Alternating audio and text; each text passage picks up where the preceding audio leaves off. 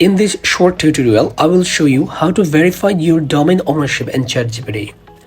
This helps your website get recognized properly and improves future crawling and visibility over time.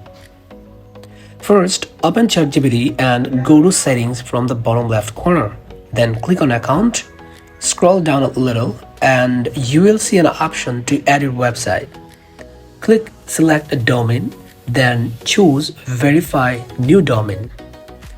Now, enter your domain name. ChatGPT will generate a TXT record. You need to copy this code carefully.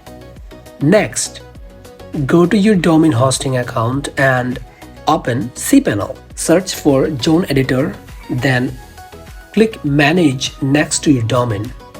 After that, click Add New Record. Enter your domain name. Change the record type to TXT and paste the code you copied from ChatGPT. Save the record. Once done, return to ChatGPT and click Check. If everything is correct, your domain ownership will be successfully verified. And that's it. Thanks for watching.